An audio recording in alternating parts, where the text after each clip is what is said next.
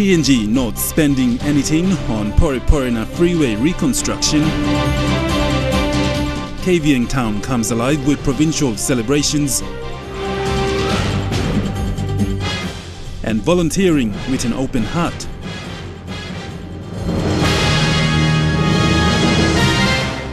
This is National EMTV News with Godwin Eki. Good evening and thank you for joining me for Saturday's news. Prime Minister Peter O'Neill says the national government will not spend a toya on the reconstruction of the Poreporena Freeway in Port Moresby. Mr. O'Neill made this comment when responding to questions on the cost of resealing the road. The series of questions on government spending towards the construction of the freeway were raised by Moresby Northwest MP Sir Mekere Morauta during the Parliament sitting this week. A perfectly good road is being torn up, relaid and resealed, causing traffic jams. The final product, seen from the parts that are completed, is only about 40% better than the roads that have been drawn up. It's not much better. In response, the Prime Minister said the freeway was built some 30 years ago and the reconstruction will not cost the PNG government any money. But the PM says it is being built through a Chinese aid. So far, 2 of the 4 lanes have been resealed all the way from Konidobu in the Moresby South to Erima in the Moresby Northeast electorate.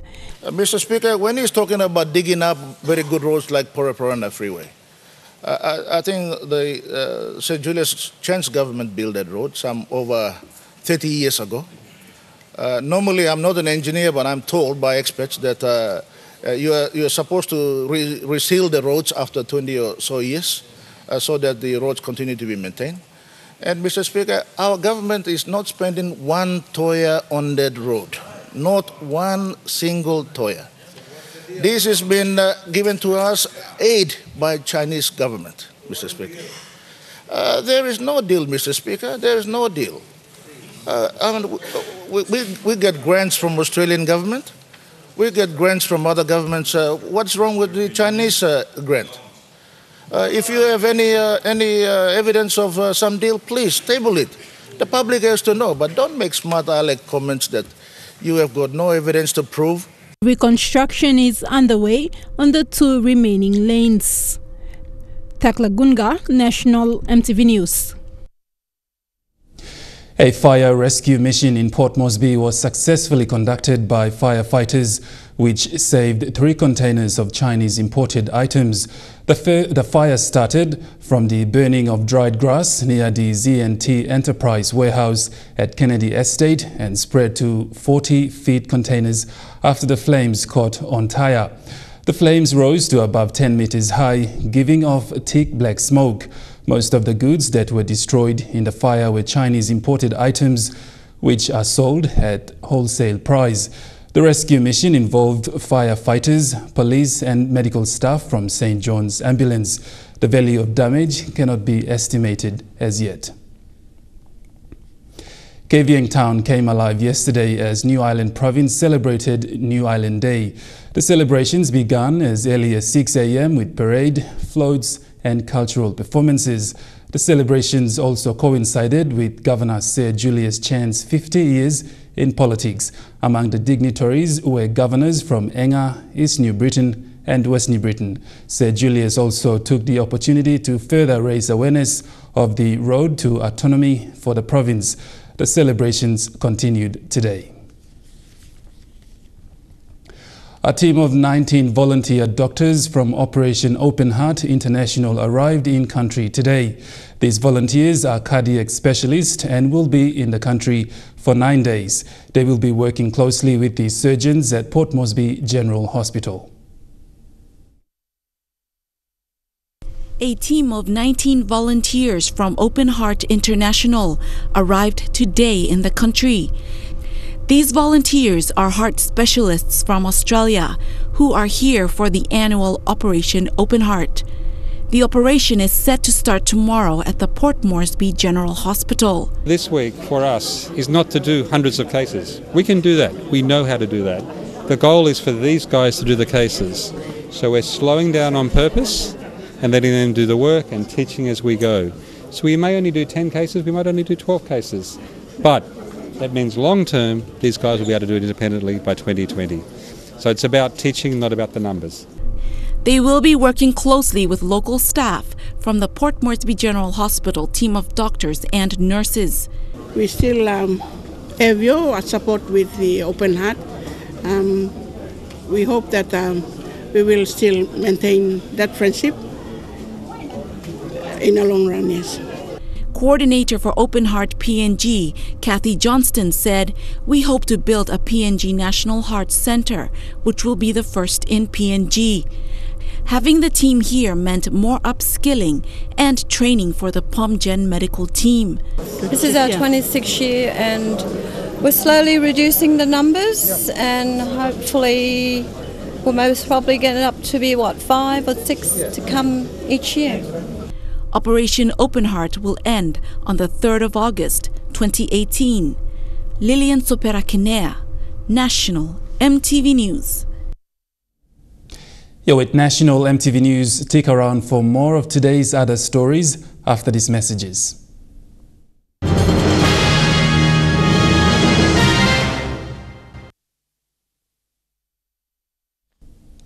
Welcome back to the news. Rigo District in Central Province is embarking on a plan to be the food hub through the agriculture sector. Rigo MP Lekwa Gure says the district's 5-year development plan is a collective effort incorporating thoughts from both national government, faith-based organizations, private sector and NGOs. The Rigo District 5-year district development plan was launched yesterday by Prime Minister Peter O'Neill in Port Moresby. A touch of Rigo culture was on display to welcome those who attended, including development partners, NGOs, church leaders and the public. Prime Minister Peter O'Neill and other state ministers attended the program yesterday. Rigo MP retired Captain Lekwa Gure says the plan has one aim and is to be the food hub in Central Province. Rigo District has great potential in many areas. Working on our strength, we plan to grow our economy through agriculture, fisheries and tourism, whilst other economic activities and commercial activities, commercial operations are being given priority as well. Rigo is a district with over a population of nearly 70,000 people. Its landmass stretches from the inland to the coast of Papua. MP Gure says the district will work closely with all stakeholders to achieve better results so people receive better services. Rigo District Development Authority will embark on increasing its internal revenue generation structures, which in turn will fund, maintain and sustain quality service delivery. The Rigo District Development Authority will target its strategic assets such as forestry, land, tuna, water, and its biodiversity to drive its internal revenue strategy. National Planning Minister Richard Maru says though funding is scarce, close monitoring will see sectors achieve more. He says the government wants to build impact infrastructure for the people of Central Province. We will really start to unleash the potential and make Rigo be a major contributor not only in human resource capacity but in commercial agriculture, in education and in other sectors, so that Rigo can truly take its place as a major economic contributor in our nation. Keynote Speaker and Prime Minister Peter O'Neill says plans may be plans, but if mechanisms of government and partners do not perform, service delivery will be poor. PM O'Neill says government will stick to its DSIP and PSIP funding and districts must utilize that funding to receive maximum benefit. Because when you look at the challenges in a district like Rigo and many of us who represent the rural communities, the challenges are many. And the resource of 10 million, even though it may sound big, it is not much money when you look at the challenges ahead of you. That is why utilization of such funds is very important. Jack Lepava Jr., National EMTV News. For 26 years, Biragi Correctional Institution benefited from one water tank that was used to store and supply water to both inmates, families of the correctional servicemen and nearby villages. With funds now made available through the national government, the water tank will be restored to serve inmates and the community. With high influx of inmates from nearby provinces in the Highlands region, shortage of water at Biragi prison in Simbu province has been a major problem for the inmates. The prison capacity of 200 inmates has increased over the years and now has 383 prisoners. With the dry season heavily experienced up in the Highlands, additional water supply will be very much needed to support the facility. To help restore the only water tank that supplies water to both inmates and the staff of CIS, the national government has allocated $500,000 to help Biragi prison gain access to additional water supply. My government's aim is to look after those agencies, like the CIS, correctional institution, and as well as the police and other agencies that we have in the province. Sometimes, government goes good to them, sometimes they don't go good to them. So our job as leaders with a small government, our job is to at least we come in a small way to support, so that make sure that the service is there, it's being delivered. We have to support them. Dua says his government will also give in additional funds to help the project, as well as look into other areas such as law and order in making sure that necessary benefits are provided. Thank you, long times in town. It's like money by helping long. Imi strengthening water supply because you shall kalabus of time selling banisia. Don't have no freedom long out now. Panimara last block of you. Aslo Marta, imi by control, all pastamanilo, control. At least imi carry gupla supply camna. Send them close to so that all can have gupla clean plawaralo, was na. Drink and slakai. As imi kalabus mole, all got freedom role. CIS Commissioner Michael Waipo has requested that both CIS officers and the project managers to work side by side so that water is made available to prisoners that are vulnerable. With only 48 CIS servicemen on site, Governor Dua says the province will support CIS in any way they can to ensure the smooth running of the prison.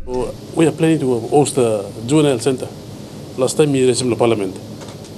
Miguel Cocos meeting me receive na then come laws parliament to me receive them minister to if there is funding made available, we'll knock around and look for funding to set up another juvenile center in Biragi. Which can be placed there. Land is there. At Cock and Stable Narrow side now. We'll put in a mill now. We have the Don Bosco there, so we can always bring the school into them. When they have nothing to do, they start making troubles. Create problems for us. So you mean get them all now, put them all to school now, train them all to come on community. CIS Commissioner Michael Waipo says additional prisons in the country will be established as well as refurbished existing prisons.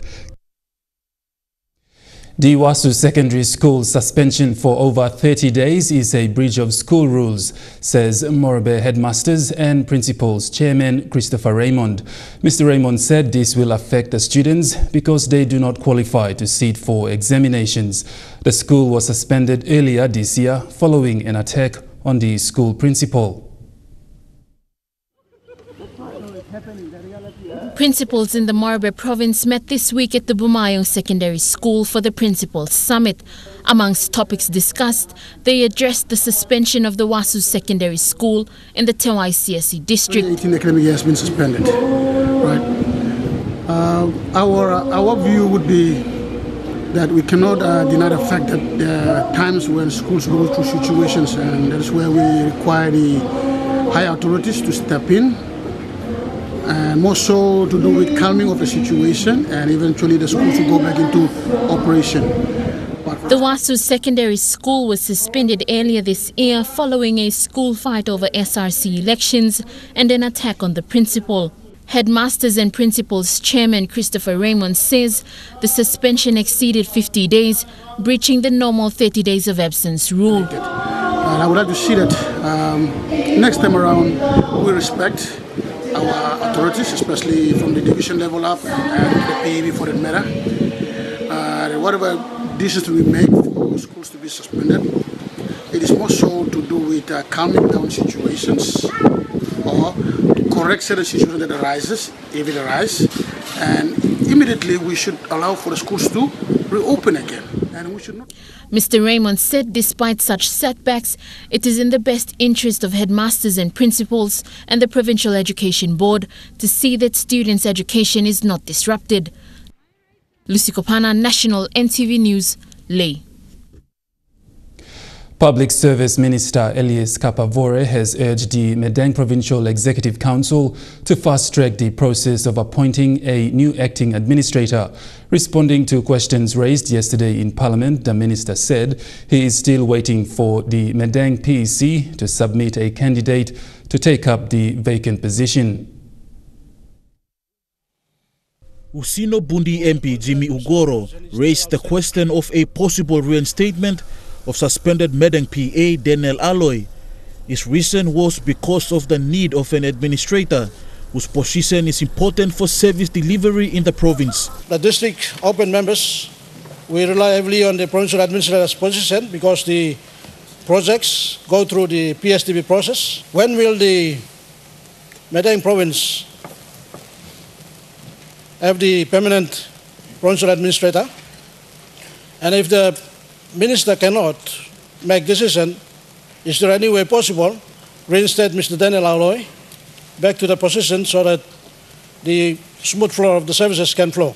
Responding, Public Service Minister Elias Kapavore said Mr. Aloy's term as acting PA has expired since May this year, and he is yet to respond to the allegations leveled against him by Governor Peter Yama. According to the information that we received from the Governor's office, he did not actually responded to those allegations. That means that he is deemed to have confirmed or admitted to those allegations. The minister says he is still waiting for the Medang PEC to submit names of candidates to take up the vacant position. And the governor was informed to have his PEC again to actually submit to me another list or another named person to be acting for the particular position.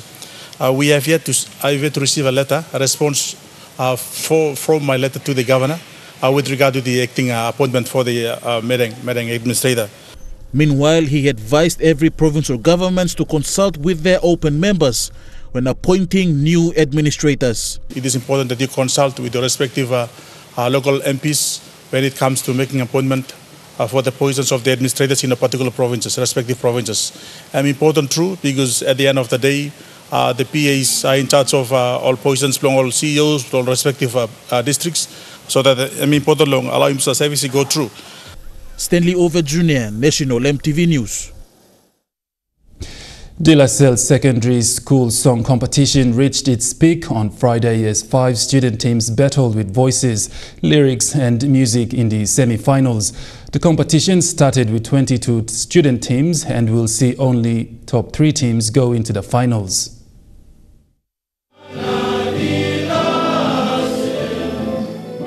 Following the second audition last month, Friday saw 5 student teams battling it out before their peers, teachers, and a panel of judges in the semi-finals.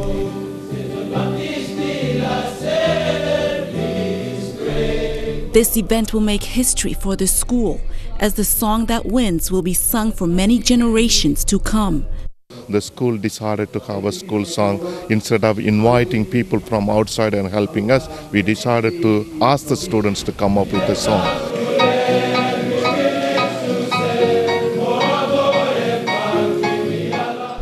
It will be a tough decision for the judges, as after Friday's auditions, 3 teams will be selected to progress into the finals, from which there will be only one winner. We will be very, very happy to have a school song. We will start this school song from the graduation of grade 12 and grade 10. Winning team for the song competition will win cash prizes and also leave a legacy in the school's history. Lilian Soperakinea, National EMTV News. Stories making headlines overseas. When we come back from this short break, stay tuned.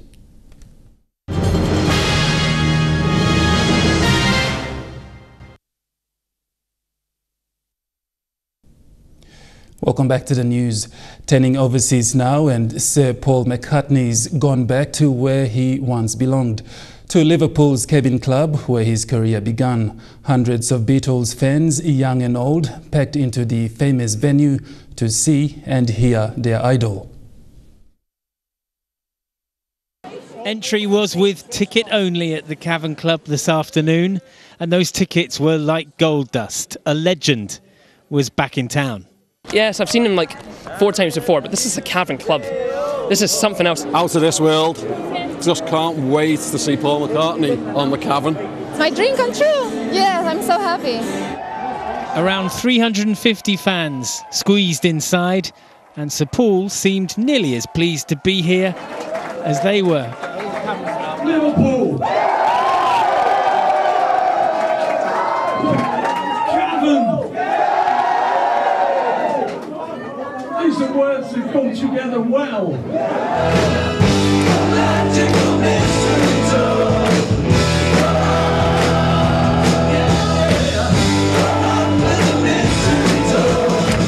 There were some old favourites in a 2-hour set as the star promotes his 17th solo album, released almost 60 years since he started recording.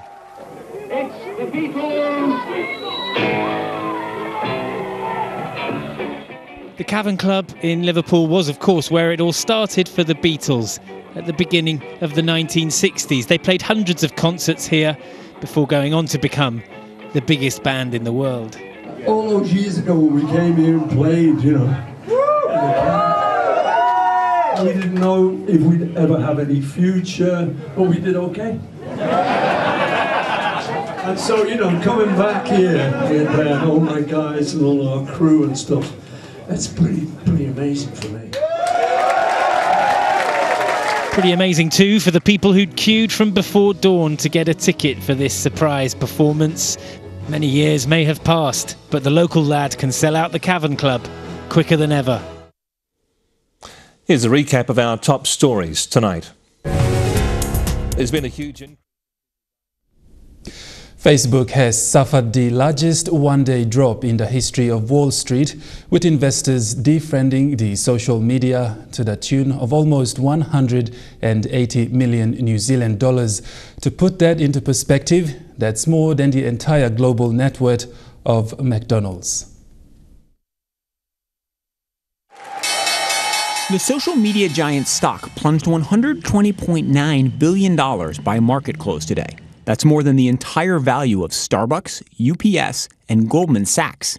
The last one-day drop that even comes close was in 2000, when Intel lost $91 billion. The sell-off began during Wednesday's earnings call, when Facebook's chief financial officer revealed that profits would continue to sink.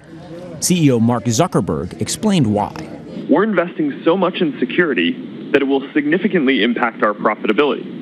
From now on, Facebook will do more to keep you safe and protect your privacy. Facebook rolled out this ad in April, promising to address data misuse after admitting that political consulting firm Cambridge Analytica collected information from up to 87 million Facebook users. Stop apologizing and let's make the change. We should have handled a lot of things here differently. Facebook is also struggling with its promise to combat fake news. I mean, Mueller covered up for a decade for Epstein, kidnapping kids, flying them on sex planes. The company's under pressure to explain why InfoWars and other sites that promote conspiracy theories are allowed to use the platform. And recently, Zuckerberg had to clarify controversial comments he made that appear to defend the Holocaust deniers, originally saying it's not right to take someone off the platform if they get things wrong. In California, a man is facing multiple counts of arson following a massive wildfire there. The fire has devastated 2,000 hectares of east of LA, forcing 16,000 people from their homes. Firefighters spent a second day battling this, a burning behemoth of thick smoke and erratic flames, threatening to devour mountain resort communities 90 miles east of Los Angeles. Crews launched an all-out assault in the air and on the ground as the Cranston fire tripled in size overnight. Several homes never stood a chance. It's our homes. What can we do? You know, it's just devastating seeing everything go like this. What are your biggest concerns at this point? Right now, our biggest concerns are these temperatures. The temperatures going up, the humidity's dropping. That is just a recipe for disaster. Authorities believe the blaze was deliberately set by 32-year-old Brandon McGlover. He was arrested and charged with 5 counts of arson. The governor has declared a state of emergency here, and in Northern California, where an out-of-control wildfire near the city of Redding has quickly grown to 20,000 acres. Meantime, a fast-moving brush fire near San Francisco caught the town of Clayton off guard. There were firefighters all the way around it, and they had to get out of the way. It was just too much, too fast. And more than 3,600 firefighters have bolstered containment lines around a wildfire near Yosemite National Park. Yo, it's Saturday's news. Trukai Sports is up next. Don't go away.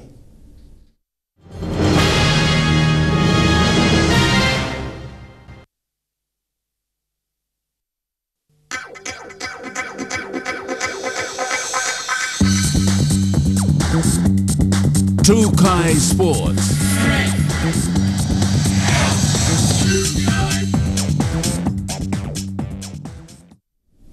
Welcome to Trukai Sports. Port Moresby Vipers have partnered with YWAM or Youth with a mission to work together in areas that will help communities in both health and sports. Managing Director of YWAM Ken Mulligan believes the partnership will help transform and inspire a lot of people.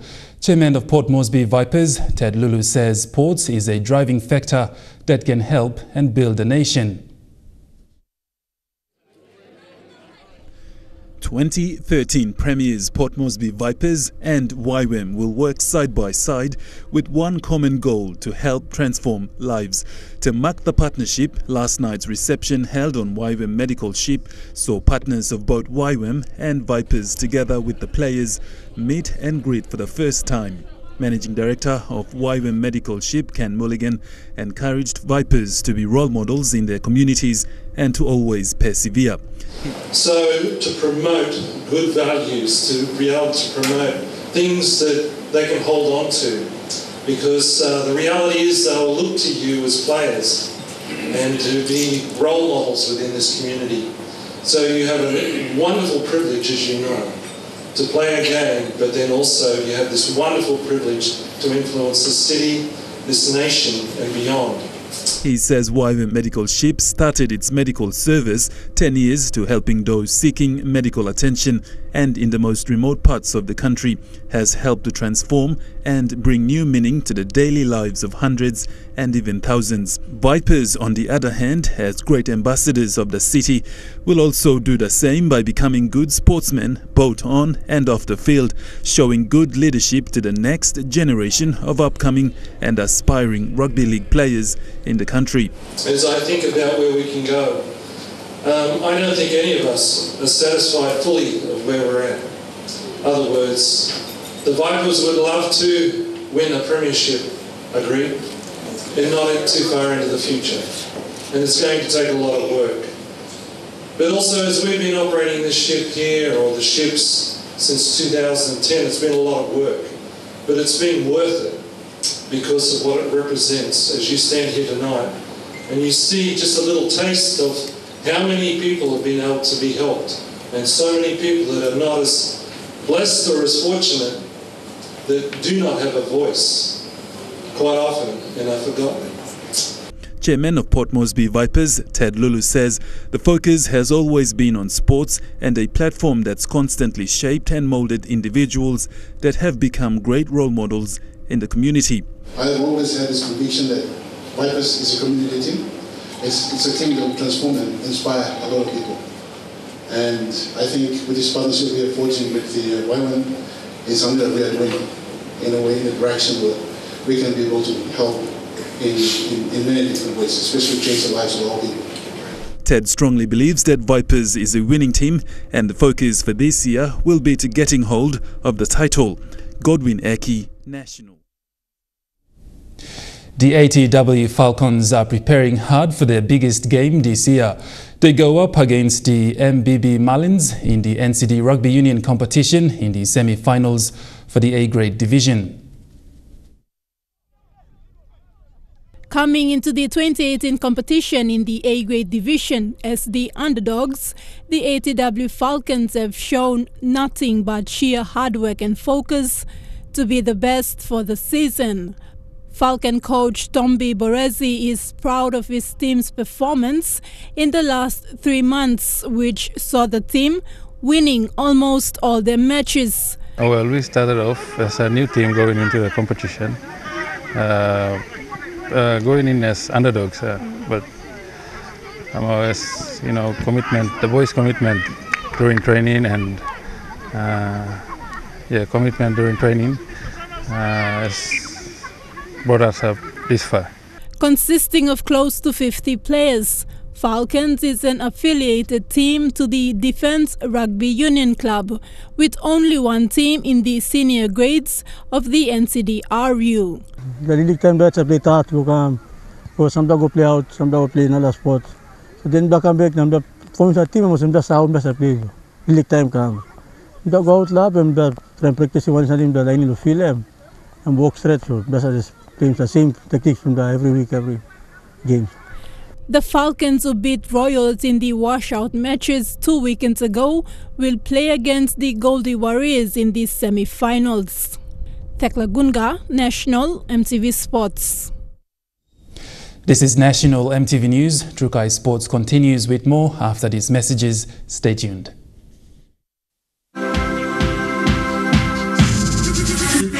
Trukai Sports.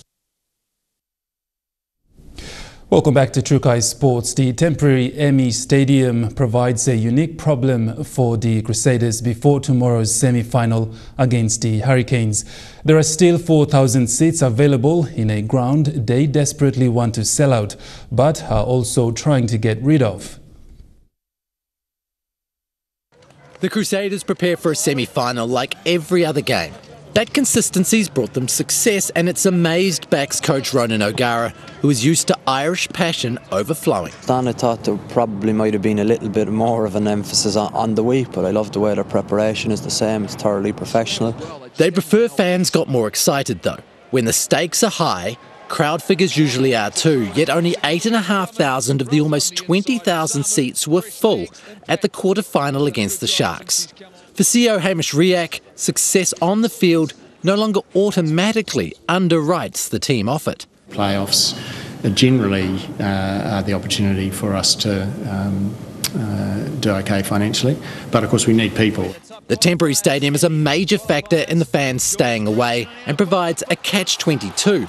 In campaigning for a new one, the Crusaders must publicise the faults with the current fan experience, yet still try to sell seats. We're trying to make sure we balance the messages around temporary with we need your support. It's an unfortunate reality in post-quake Christchurch. It is what we've got, and so if you want to see the Crusaders, then this is what you've got to come to. Please come down and be vocal. It's a great opportunity to all get together and celebrate a team that they're really proud of. The Crusaders hope fans' love of rugby can outweigh their problems with the stadium. Concerns have been raised at possible conflicts of interest around the appointment of the next Black Cap coach. A current Test player is on a panel that will help Mike Hassan's successor, but administrators and former players aren't comfortable. There's no arguing BJ Watling's talents on a cricket field, but does that qualify him to help select the next Black Caps coach? They've just got the wrong person, I think, in my opinion. They've got a current player who's had quite a bit to do with what I understand one of the top candidates, and it just doesn't fit well with me in that situation. But it's not just Doull that it doesn't sit well with. News Hub have spoken to several prominent people within New Zealand cricket today, and they've all said they're uncomfortable with the situation. We approached the national governing body for comment, but they said the issue was not up for debate, a sentiment echoed by the Players Association. We're very comfortable getting current players involved, and we think that adds to the process. Mills says this is normal protocol, but Doull believes it could cause issues. the coach is going to be a selector as well. So he needs to have a relationship that he can drop a player and tell him what he needs to improve on. So I think it should be different at the international level. Stephen Fleming represented the players when Mike Hesson was appointed in 2012, but he was 4 years retired by then. As a member of the senior leadership group, Mills is confident of Watling's integrity. We've never seen a player not act maturely in these roles and understand that they're representing the interests of the group. And of course there are 4 or 5 other people on the panel. Watling is on the panel alongside former international Luke Ronke, NZ Cricket CEO David White, high performance manager Brian Stronach and Don McKinnon. Look, I'm really confident that there's no conflict at all. Everyone wants the same thing. They want the best coach for the Black Caps. And for the fans to worry about the cricket and not how the coach got the job. The normally unassuming Joseph Parker has tried to talk the talk this week, but may have landed a verbal blow. The Kiwi heavyweight claims Dillian White is disguising self-doubt with his smack talk. Face to face, less than 40 hours until fight time. Thank you. The fighting talk in full swing. Now I'm here to do damage. Prediction is pain, pure pain. A last chance for mind games, and Joseph Parker may have finally got inside Dillian White's head. My opponent's been talking a lot of smack, and I think sometimes smack talk is a sign of doubt, and also it's a sign of trying to convince himself and convince others that he's ready for this big challenge. I don't give a crap about any of that stuff. White did land a backhanded compliment. He's been here a couple of times, no one ever hurt him yet, so I want to be the first to hurt him. Again, the pre-bout entertainment came from the promoters. The Hearn-Higgins double act coaxed into a wager by undercard boxer Derek Chisora. You should shake on it right now, come on. Yeah. $40,000 to back their boy. Eddie's so wealthy, he just bought Ibiza, so, you know, I've got a lot more on the line than he has. He's got some sort of love affair, man. I think they love each other. When I win, he'll get the 20k extra, and we're going to half it. The smiles and laughs, the calm before Sunday's storm. And that's a wrap for Trukai Sports tonight. Up next, the weather details. Trukai Sports.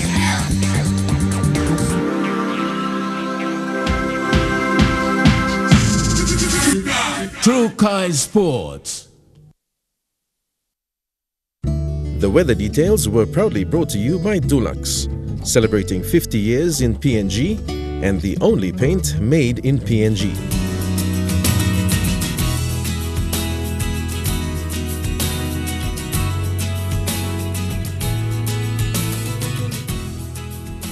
Weather forecast for next 24 hours. Southern region, Port Moresby, Daru, Popondetta mostly fine. Alatau and Kerema fine, partly and cloudy.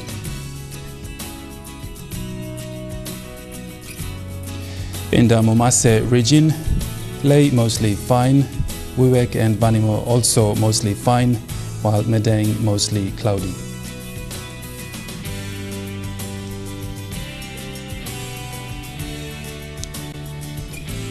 In the New Guinea Islands region, Lorengau and Kavieng, a shower or two for Lorengau. Kokopo and Rabaul, shower and possible thunderstorm as well for Kavieng and Kimbe, while Buka, a shower or two.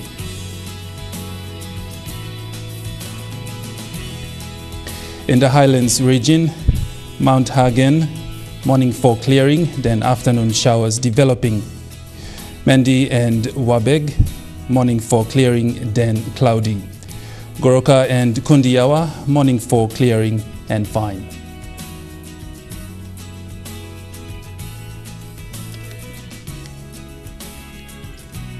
Forecast for small ships for the next 24 hours. Strong wind warnings.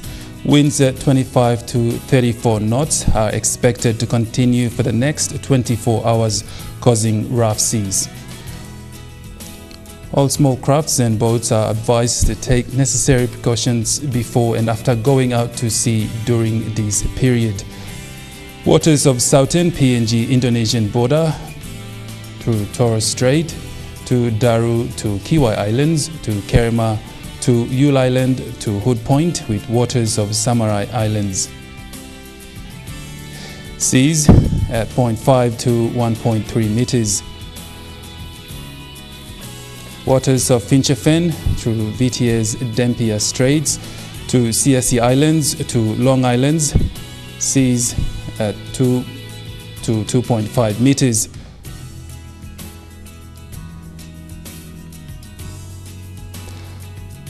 Waters of Long Island to Medang to Bogia to Wewak to Aitape to Vanimo to northern PNG and Indonesian border, seas 0.5 to 1.3 meters.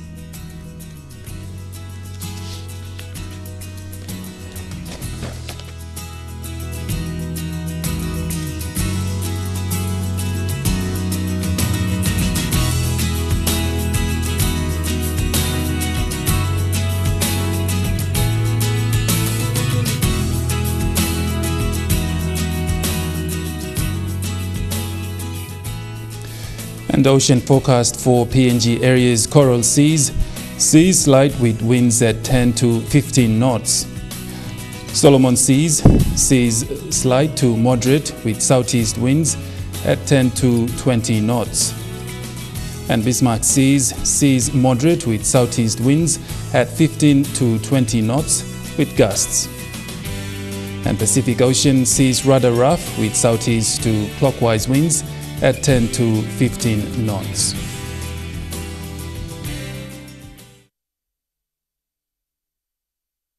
The weather details were proudly brought to you by Dulux, celebrating 50 years in PNG and the only paint made in PNG.